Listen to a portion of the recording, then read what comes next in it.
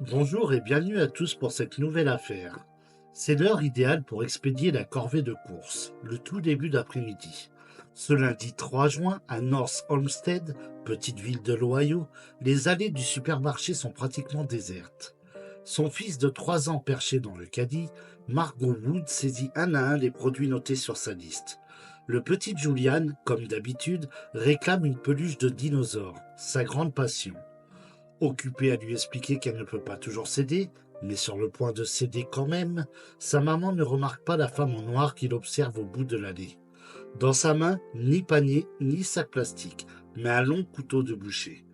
Une fois son caddie rempli et ses courses payées, Margot regagne son véhicule sur le parking. Elle n'a toujours pas repéré l'étrange bonne femme qui continue de la suivre à distance.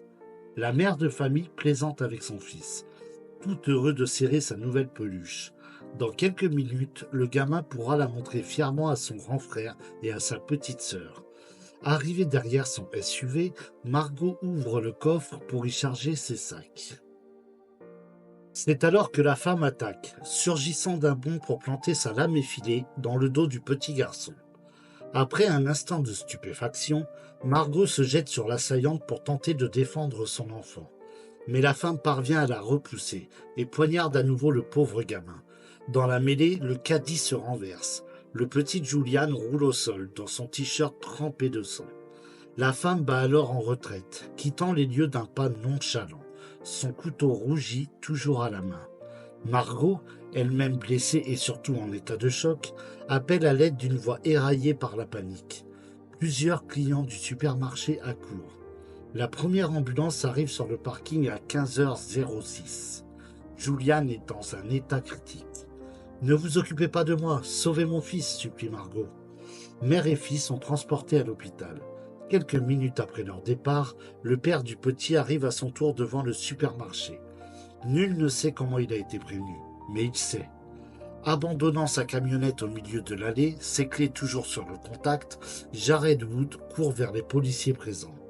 Où est mon fils s'épouvante-t-il. On le dirige vers l'hôpital. Mais quand il pénètre en trompe dans le couloir des urgences, il est trop tard. Victime d'une hémorragie massive, Julian a succombé. La femme au couteau est interpellée l'après-midi même sur un trottoir, toujours en possession de son arme. Elle s'appelle Bianca Ellis, et le moins qu'on puisse dire, c'est qu'elle n'a pas la lumière à tous les étages. La démente de 32 ans est sortie de prison l'avant-veille, où elle venait de passer quelques jours pour un vol de nourriture et de vêtements dans un supermarché. Mais ce n'est pas ce banal larcin qui retient l'attention des enquêteurs. Originaire de Californie, Bianca Ellis mène depuis des années une vie décousue, alternant séjours en psychiatrie et dans les foyers pour SDF, semant systématiquement le chaos sur son passage. En janvier 2024, elle est arrêtée en Californie pour des coups et blessures sur 3 passants. Le mois suivant, elle se rend d'elle-même dans un poste de police de Cleveland où elle s'accuse du meurtre d'une femme. Mais on ne la croit pas, alors on la relâche. Quelques semaines plus tard, elle réapparaît en Floride, où elle est interpellée pour une violation de propriété. Puis, à la fin du mois de mai, elle atterrit à North Olmsted, où elle enchaîne les délits. Le fil conducteur de cette errance à travers le pays? Une expertise mentale avait d'ailleurs été ordonnée après son arrestation pour vol. Mais elle n'a pas eu lieu, faute de médecins disponibles. Alors une fois de plus, une fois de trop, Bianca Ellis est relâchée. 3 jours plus tard, le lundi 3 juin au matin, elle chaparde 2 couteaux dans un dépôt de l'armée du salut.